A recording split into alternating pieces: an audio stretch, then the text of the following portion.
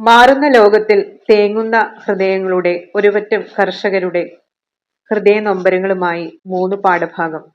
കൃഷി, വിത്തും കൈക്കോട്ടും. ജോസഫ്.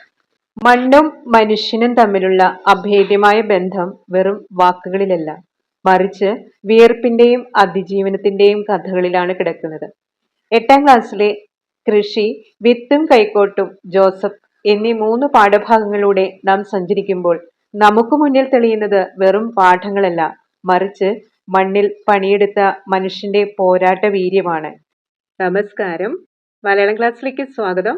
നമ്മൾ ഇന്ന് പഠിക്കാൻ പോകുന്നത് വെറുമൊരു കഥയോ കവിതയോ മാത്രമല്ല, മണ്ണിൽ വിയർപ്പൊഴുക്കുന്ന കർഷകന്റെ ആത്മസമർപ്പണത്തിന്റെ കഥകളാണ്. സ്വന്തം ലാഭത്തിനു വേണ്ടിയല്ലാതെ വരും തലമുറയ്ക്ക് വേണ്ടി മണ്ണിൽ തൈകൾ നട്ടുപിടിപ്പിക്കുന്ന കൊണ്ടേരന്റെ ആവേശം, ഒടുവിൽ മണ്ണ് കനിഞ്ഞു നൽകുന്ന വിളവെടുപ്പിന്റെ കൊയ്ത്തിന്റെ ആവേശം. എന്തുകൊണ്ടാണ് ഈ പാഠങ്ങൾ ഇന്നും പ്രസക്തമാകുന്നത്? പരീക്ഷയ്ക്ക് മാത്രമല്ല, അതിനുമപ്പുറം പ്രകൃതിയെ സ്നേഹിക്കാൻ ഈ പാഠങ്ങൾ നമ്മെ പഠിപ്പിക്കുകയാണ്. ഭൂമിയുടെ ഉപരിതലത്തിലെ 9 ഇഞ്ചോളം വരുന്ന മേൽമണ്ണിലാണ് മനുഷ്യ സംസ്കാരം വേരുകൾ ആഴ്ത്തിയിരിക്കുന്നത്. കൃഷിഭൂമി നശിക്കുമ്പോൾ പുറന്തള്ളപ്പെടുന്ന മനുഷ്യരുടെ അതിജീവനത്തിന്റെയും വേദനയുടെയും നേർചിത്രമാണ് കൃഷി എന്ന ഈ കവിത. 100 വയസ്സ് കഴിഞ്ഞിട്ടും ആരോഗ്യമുള്ള ശരീരമാണുള്ളത്. ഇത് പ്രകൃതിയുമായി ഇണങ്ങിയ ജീവിതശൈലിയുടെയും അധ്വാനത്തിന്റെയും ഫലമാണ്.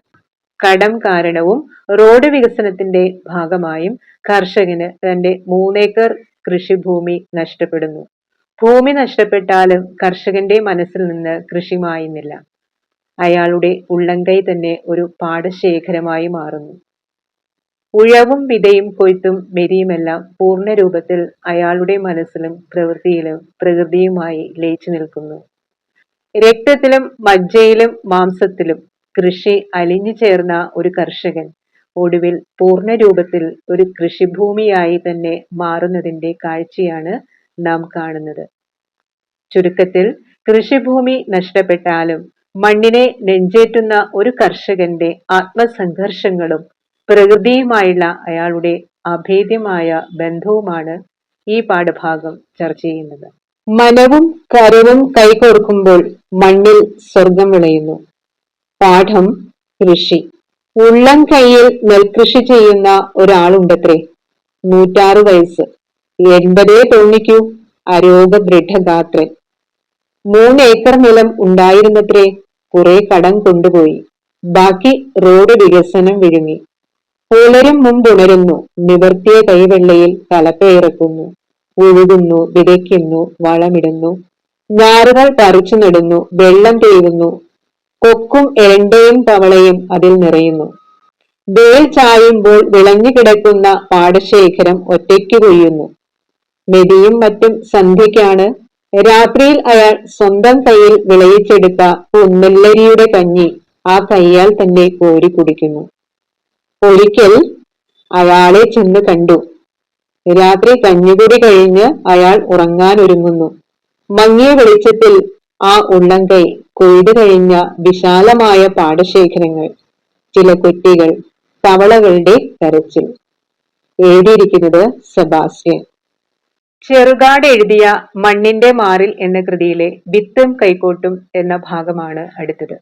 പ്രകൃതിയും മനുഷ്യനും തമ്മിലുള്ള അഭേദ്യമായ ബന്ധത്തെയും കൃഷിയോടുള്ള ആവേശത്തെയുമാണ് ഇതിൽ ലളിതമായി വിവരിക്കുന്നത്. കൊണ്ടേരൻ എന്ന വൃദ്ധനായ വാർദ്ധക്യത്തിലെത്തിയ ഒരു കൃഷിക്കാരൻ. കഥാനായകനായ കൊണ്ടേരൻ തന്റെ വാർദ്ധക്യത്തിലും കൃഷിയോടുള്ള താല്പര്യം കൈവിടാത്ത ഒരാളാണ്. തന്റെ അധ്വാനത്തിന്റെ ഫലമായി വളർന്നു വന്ന വൃക്ഷങ്ങളും ചെടികളും കാണുമ്പോൾ അദ്ദേഹത്തിന് വലിയ സന്തോഷം തോന്നുന്നു. അടുത്ത തലമുറയ്ക്ക് വേണ്ടി എന്തെങ്കിലും ബാക്കി വെക്കണമെന്ന ചിന്ത അദ്ദേഹത്തെ നയിക്കുന്നു. അടുത്ത വർഷം പാട്ടത്തിന് കൊടുക്കേണ്ട ഭൂമിയിൽ പോലും തെങ്ങിൻ തൈകളും പ്ലാവിൻ തൈകളും നടാൻ അദ്ദേഹം തീരുമാനിക്കുന്നു. വെച്ചു പിടിപ്പിക്കുക തന്നെ, ആരാച്ചാൽ ചക്കയിട്ട് തിന്നോട്ടെ എന്ന അദ്ദേഹത്തിന്റെ ചിന്താഗതി സ്വാർത്ഥതയില്ലാത്ത ഒരു കർഷകന്റെ മനസ്സാണ് കാണിക്കുന്നത്. വരും തലമുറയ്ക്ക് തണലും ഫലവും നൽകുക എന്ന ഒരു യഥാർത്ഥ കൃഷിക്കാരന്റെ കൃഷിയോടുള്ള അർപ്പണബോധമാണ് നമുക്കിവിടെ കാണാൻ കഴിയുക. വിഷുക്കാലത്ത് പാടുന്ന പക്ഷിയുടെ, അതായത് വിഷു പക്ഷിയുടെ ശബ്ദം കൊണ്ടേരനെ ആവേശം കൊള്ളിക്കുന്നു.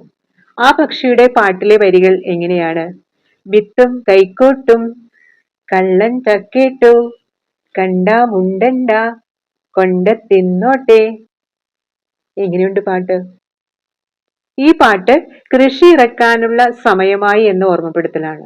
ഇത് കേൾക്കുമ്പോൾ തന്റെ വാർദ്ധക്യം മറന്ന് അദ്ദേഹം കൃഷിപ്പണികളിലേക്ക് ഇറങ്ങുന്നു. ആലിന്റെ കൊമ്പുകൾ വെട്ടി മുൾവേലി കെട്ടുന്നതും മാവിൻ തൈയും പ്ലാവിൻ തൈയും നടുന്നതും മഴയ്ക്കായി കാത്തിരിക്കുന്നതുമെല്ലാം ഒരു കർഷകന്റെ ജീവിതചര്യകളാണ്.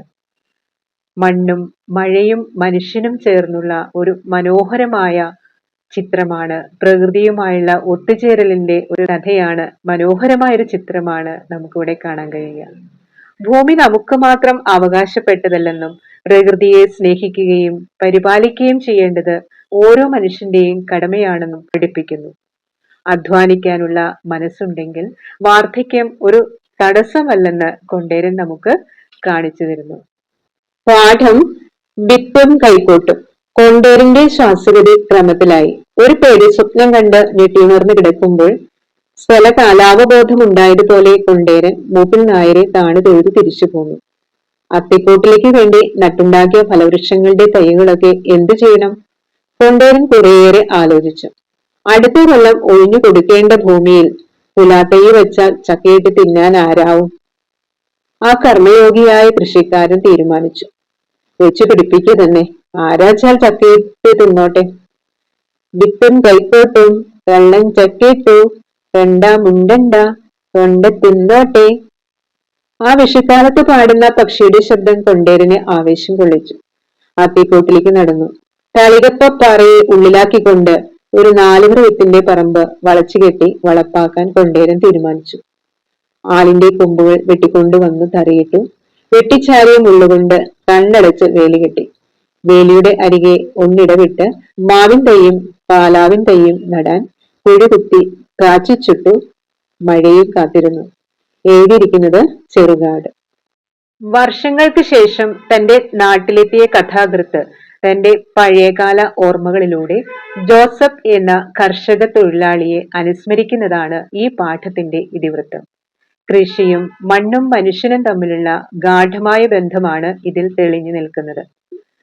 പണ്ട് കഥാകൃത്തിന്റെ കുടുംബത്തിന് പാടവും പറമ്പും ഉണ്ടായിരുന്ന കാലത്ത് അവിടുത്തെ പ്രധാന കൃഷിക്കാരനായിരുന്നു ജോസഫ്. നിലം ഉഴുകുക എന്നത് ജോസഫിന്റെ പണിയല്ലായിരുന്നു. എന്നാൽ ഉഴവ് കഴിഞ്ഞ് പാടം മരമടിക്കാൻ പാകമായാൽ പിന്നെ ജോസഫിന്റെ രംഗപ്രവേശമാണ്.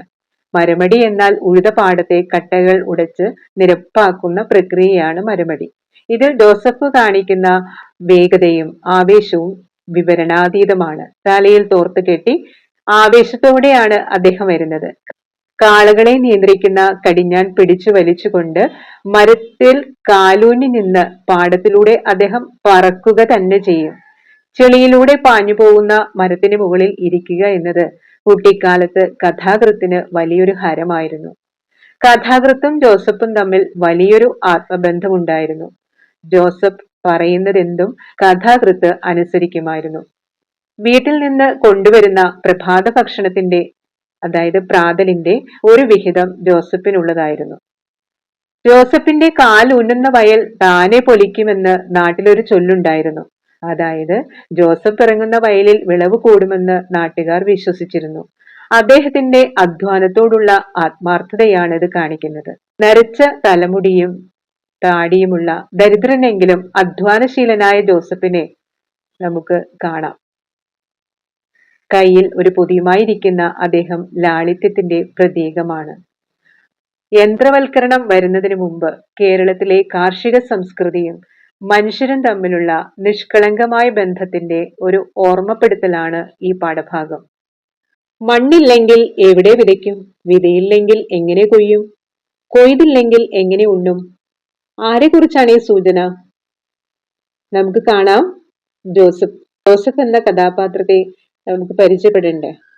വളരെ നാളുകൾക്ക് ശേഷമാണ് ഞാൻ നാട്ടിലെത്തിയത്. വെറുതെ ഒരു സന്ദർശനം. വരവിന്റെ പ്രഥമ ശുശ്രൂഷകൾ കഴിഞ്ഞപ്പോൾ നാടൊക്കെ ഒന്ന് ചുറ്റി കാണാൻ ഇറങ്ങി. അന്നേരം എന്റെ മനസ്സിൽ നിറഞ്ഞു തെളിഞ്ഞത് ജോസഫിന്റെ രൂപമാണ്. പണ്ട് കുടുംബത്തിൽ പാടവും പറമ്പും ധാരാളം ഉണ്ടായിരുന്ന കാലത്ത് ഞങ്ങളുടെ പ്രധാന കൃഷിക്കാരനായിരുന്നു ജോസഫ്. നിലമുഴുക അയാളല്ല, അതൊക്കെ കീഴ്തൊഴിലാളികളുടെ കർമ്മം. ഉഴവ് കഴിഞ്ഞ് പാടം മരമടിക്ക് പാകമായാൽ ഒരു ചെറു ബാല്യക്കാരൻ ജോസഫിന്റെ കൂരയിലേക്ക് ഓടും. ആ അറിയിപ്പ് എത്തിയാൽ തലയിൽ ഒരു ചുട്ടി തോർത്ത് കെട്ടി രണ്ട് കൈയും ആഞ്ഞു വീശി അയാൾ ഒരു വരവുണ്ട്. പാടവരമ്പത്ത് നിൽക്കുന്ന അച്ഛനെ ഒന്ന് വണങ്ങിയിട്ട് പാടത്തിറങ്ങി ഒരുക്കി നിർത്തിയിരിക്കുന്ന മരത്തിൽ വലങ്കാൽ വച്ചു കയറി കാളകളുടെ കടിഞ്ഞാൺ ഒന്ന് വെട്ടി വലിച്ചിട്ട് ഒരൊറ്റ ആക്രോശം. ഉരുക്കൾ പറന്നു തുടങ്ങും. ഇടംവലം ചാട്ട പായിച്ചും കടിഞ്ഞാൻ ഇളക്കിയും ഉദ്ധതനായ തേരാളിയുടെ ചേലിൽ ജോസഫ് അങ്ങനെ വട്ടമിട്ട് പറക്കും. അക്കാലത്ത് ഞാൻ സ്കൂളിൽ പഠിക്കുകയായിരുന്നു. ചെളിപ്പാടത്ത് പാഞ്ഞു പോകുന്ന മരത്തിലിരിക്കുക എനിക്കൊരു ഹരമായിരുന്നു. അതിന് ഇടയ്ക്കിടെ അവസരം തന്നിരുന്നത് കൊണ്ടാണ് ഞാൻ ജോസഫിനെ ഗാഠമായി സ്നേഹിച്ചിരുന്നത്. അയാൾ എന്ത് കൽപ്പിച്ചാലും ഞാൻ അനുസരിക്കുമായിരുന്നു. വീട്ടിൽ നിന്ന് അച്ഛന് കൊണ്ടുവരുന്ന പ്രാതലിന്റെ ഒരു ഓഹരി ജോസഫിന് അവകാശപ്പെട്ടതായിരുന്നു. ജോസഫിന് മാത്രം. മറുപടി കഴിഞ്ഞാൽ ജോസഫ് കടിഞ്ഞാൺ എറിഞ്ഞിട്ട് നിലത്തിറങ്ങി ഊക്കായിട്ടൊന്ന് മുക്രയിട്ട് കരയിലേക്ക് പോരും. മരം നുകത്തിൽ നിന്നഴിക്കുന്നതും കാളയുടെ കഴുത്തിൽ നുകം മാറ്റുന്നതും സിൽബന്ദികളുടെ പണിയാണ്. വിശാലമായ മണക്കണ്ടത്തിൽ, പന്തിരുന്നാഴിയിൽ, വേലപ്പറമ്പിൽ ജോസഫ് അങ്ങനെ പറന്നു പാഞ്ഞത് എന്റെ കൺമുന്നിൽ ഇപ്പോഴുമുണ്ട്. ജോസഫിന്റെ കാലൂന്നുന്ന വയൽ താനെ പൊലിക്കുമെന്ന് നാട്ടിലൊരു ചൊല്ലുണ്ടായിരുന്നു. ജോസഫിന്റെ വീട് തേടി ഞാൻ ചെന്നു. പഴയ ഓലപ്പുരയുടെ സ്ഥാനത്ത് ഓടിട്ട് വെള്ള പൂശിയ വീട്. പുറത്ത് ആരെയും കണ്ടില്ല. ഞാൻ ഒച്ചയിട്ടു, ആരുമില്ലേ ഇവിടെ? 14 വയസ്സ് പ്രായം തോന്നിക്കുന്ന ഒരു പെൺകുട്ടി പുറത്തു വന്നു. ജോസഫ് ഇല്ലേ ഇവിടെ? എവിടെയെങ്കിലും കാണും, ചെന്ന് നോക്ക്. അവൾ എന്റെ മുഖത്ത് നോക്കാതെ പറഞ്ഞു. കുട്ടി ജോസഫിന്റെ? അവൾ അത് കേൾക്കാത്ത മട്ടിൽ കയറിപ്പോയി. ഞാൻ നടന്നു തെളിനീരൊഴുകുന്ന തോട്ടുവക്കിലൂടെ. ഒരു കാലത്ത് ഞങ്ങളുടേതായിരുന്ന പാടങ്ങൾ. ഇപ്പോൾ അവയുടെ ഉടമസ്ഥർ ആരെന്ന് പോലും നിശ്ചയമില്ല. മണക്കണ്ടം ഒന്നാന്തരമൊരു റബ്ബർ തോട്ടമായിരിക്കുന്നു. പന്തിരുന്നാഴി വാഴത്തോപ്പാണ്. വേലപ്പറമ്പിൽ സങ്കരയിനം തെങ്ങുകൾ നിറയെ കാഴ്ച മതിച്ചു നിൽക്കുന്നു. അതിനപ്പുറത്തെ വയലൊരു അക്കേഷ്യ വനം. ഒരു നുണുങ്ങു നെൽപ്പാടം ഒരിടത്തും കണ്ടില്ല. 2 ആൾ പൊക്കം വളർന്ന മരച്ചീനി, കുണുങ്ങി ഉലയുന്ന കാറ്റാടി മരങ്ങൾ. ഈശ്വര, ഇപ്പോഴീ നാട്ടിൽ പുത്തരിയൂണുണ്ടാവില്ലേ? എതിരെ വന്ന വൃദ്ധനോട് ഞാൻ ചോദിച്ചു, ജോസഫിനെ അറിയുമോ? പഴയൊരു കൃഷിക്കാരൻ. നിങ്ങളാരാ? ഞാൻ എന്റെ പേരും കുടുംബ പേരും പറഞ്ഞു. ഓ, നിങ്ങളുടെ പഴയ കൃഷിക്കാരൻ. ആ, തോട്ടുവരമ്പിൽ എവിടെയെങ്കിലും കാണും. പുള്ളിക്കിപ്പോ നല്ല സുഖമില്ല, പ്രായായില്ലേ? വൃദ്ധ നടന്നു. ഞാൻ പിന്നെയും ചിലരോട് തിരക്കി. അവർ വല്ലാതൊന്ന് ചിരിച്ച് ഒരേ ഉത്തരം പറഞ്ഞു, ഇവിടെ എങ്ങാണ്ട് കാണും. ഞാൻ വീണ്ടും ചുറ്റിത്തിരിഞ്ഞു. ഒടുവിൽ ആഫ്രിക്കൻ പായൽ തഴച്ച കുളത്തിന്റെ വരമ്പിൽ കൂനിക്കൂടിയിരിക്കുന്ന ഒരു രൂപം കണ്ട് അടുത്തു ചെന്ന് നോക്കിയപ്പോൾ അത് ജോസഫ് തന്നെ എന്ന് തിട്ടമായി. ഞാൻ സ്നേഹപൂർവ്വം വിളിച്ചു, ജോസഫേ. അയാൾ തല ഉയർത്തി വളരെ ക്ലേശിച്ചെണീറ്റ് അടുത്തു വന്നു. എന്നെ ആപാത ചൂടമൊന്ന് നോക്കിയിട്ടൊറ്റ ചോദ്യം, എനിക്കിത്തിരി നിലം തരൂ ഈ വിത്ത് വിതയ്ക്കാൻ? അയാൾ കക്ഷത്തെ ഭദ്രമായി ഇറുക്കി പിടിച്ചിരിക്കുന്ന മുഷിഞ്ഞ തുണിക്കെട്ട് പൊക്കിക്കാട്ടി. ഞാൻ അമ്പരന്ന് നിൽക്കെ അയാൾ തുടർന്നു, ഇത് വിതയ്ക്കാനുള്ള മണ്ണ്, ഇരുന്നാഴി പൊന്നാര്യം. തരൂ നിങ്ങൾ മണ്ണ്? ഞാൻ കുറെ കാലമായിട്ട് ഇതും കിഴികെട്ടിക്കൊണ്ട് നടക്കുക, തരുവോ? അയാൾ പൊട്ടിക്കരഞ്ഞു. റബ്ബർ കാടുകളിൽ, കാറ്റാടി മരങ്ങളിൽ, വാഴത്തോപ്പുകളിൽ കാറ്റ് ചൂളമടിച്ചു. എഴുതിയിരിക്കുന്നത് SV വേണുഗോപാൽ നായർ.